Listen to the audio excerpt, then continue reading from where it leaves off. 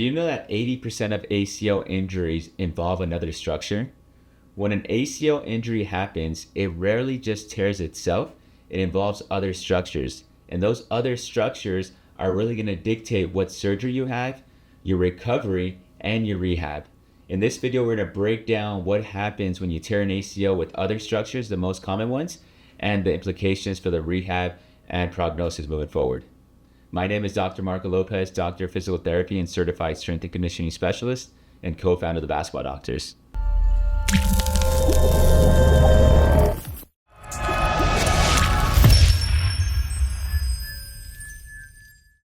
Let's jump into it. So when you tear your ACL, the ACL is the anterior cruciate ligament. It provides stability to this femur bone, so the bone above your knee, and the bone below your knee, the tibia. And it provides stability, which is crucial whenever you're doing any cutting sports, especially playing basketball.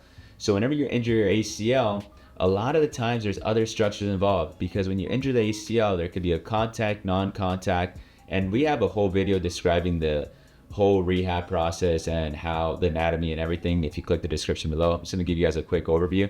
But there's a contact, non-contact, but usually when that happens, there is some potentially hyperextension, or there's a shift here, or there's also even some slight rotation. All these things play a role in other structures that are also potentially involved with the ACL. It's very rare that you see just an isolated ACL tear. You're always going to have some kind of other structures involved. And those other structures involved, like the most common ones, are the meniscus, the MCL, a bone bruise, and also a muscle strain. And we're going to break down each one. So the first one is the meniscus. So the meniscus, it's involved with an ACL. Like I mentioned, with an ACL, there might be some hyperextension, rotation, or a little shear force there. So the meniscus is the cushion of the knee joint. So whenever there's some compression and rotation, or compression and hyperextension, some shearing force on that cushion, you're going to have that tear in the meniscus.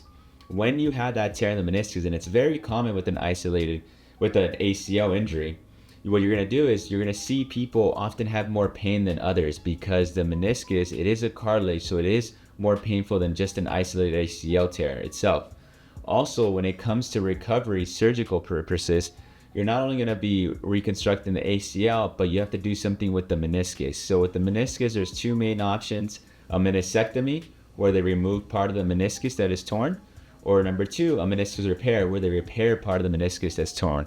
And that also changes the timeline, because a meniscectomy, you'll have a quicker recovery, meaning you'll be able to put weight on your leg right away, versus the meniscus repair, depending on the surgeon, also depending on where the meniscus is repaired, your time for you to put weight on it might vary from 1 week to sometimes even 6 weeks. So it all depends. So that pushes out your recovery from just an isolated ACL tear. An isolated ACL tear, well, you'll be able to walk right away, weight bearing as tolerated, as opposed to a meniscus repair, you might have to hold off on putting weight. So that makes a huge change in those first 2 months as you're strengthening.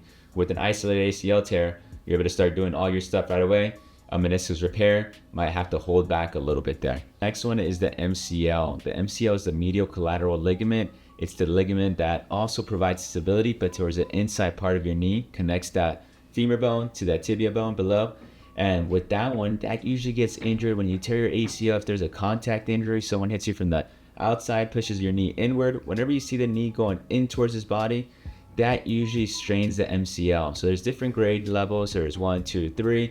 The higher the grade, the bigger the rupture. And usually between those grades 1 and grades 2, the good thing with those is they usually don't require surgery. The only difference between just an isolated ACL tear and an MCL sprain is that you're really going to have to push back the surgery date a little bit. So normally surgeons want that MCL to heal on its own before they have ACL surgery, as opposed to if you just have an isolated ACL tear, you might have surgery quicker, as opposed to when you have the MCL, it might push it a little bit further out.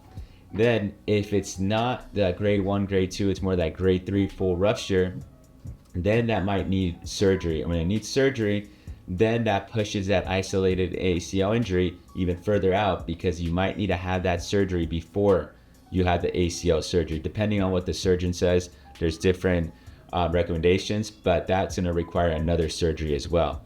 So whenever you have that ACL, MCL, you got to see if there was, a grade 3, then surgery might be recommended. If it was more of the grade 1, grade 2, you just see a longer time for you to have surgery because they want that MCL to heal on its own early on. And what you might see is a little bit more pain than just an isolated ACL tear. Next one is the bone bruise. It actually is worse than it sounds.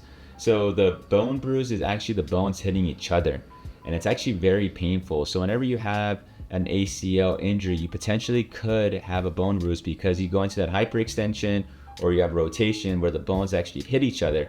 And what happens then is that not only will you have more pain, potentially even more swelling, it's just gonna limit your activity. So for an isolated ACL injury, you could probably hop, once you injure it, the next day or two, you'll be walking fine, walking probably with no crutches.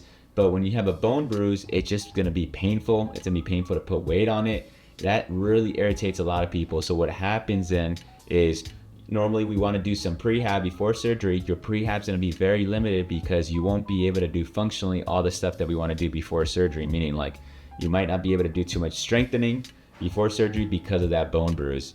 So that kind of pushes out your recovery also, because leading up to the surgery, your surgeon might have you wait until you have full range of motion, and if with an isolated ACL tear, you'll be able to achieve that pretty fast. But when you have a bone bruise, you might not be able to achieve that, as fast as the other ones because of pain and potentially even swelling. So that pushes your time to have surgery out further. Another thing too is if you're still having pain before surgery, it just complicates things even more after surgery. So with the bone bruise, people sometimes have pain leading up to that surgery, even a little bit more swelling than the people that have just an isolated ACL injury. The last one is one that often gets overlooked, and that's muscular strains. So there's a couple muscles that get involved with an ACL injury potentially, and that's the calf muscle, the hamstring muscle, and then the groin muscles as well. So whenever there's a hyperextension rotation movement, these muscles, their tendons go above and below the knee joint. And what happens is when that happens, you actually increase your risk for a potential strain, because now the knee's moving, it has that hyperextension, and that hamstring especially, it assists with the ACL. So when it gets overstretched, torn, the hamstring also may be affected. Also, another thing that we see is the calf. Because the calf goes slightly above your knee, you might, when you go into the hyperextension, overstretch those tendons. So that complicates things, because not only are you waiting for those muscles to calm down, be pain-free before you start strengthening, it's gonna limit the things that you can do before surgery. Versus an isolated ACL injury, you can start working on your prehab right away. These muscle strains are gonna affect you, and you might wanna even let them heal before you go into surgery, because there's already another traumatic event involved. So it just kind of prolongs everything before surgery with these muscular strains. Just to summarize everything, so an ACL rarely goes on its own. Like I mentioned, 80% of the injuries involve another structure. And that just doesn't mean just one structure. A lot of times we see multiple structures involved. So if you guys ever heard of a terrible triad actually involves an MCL, meniscus, and ACL. So we just went over the main structures, but you could have all of them together.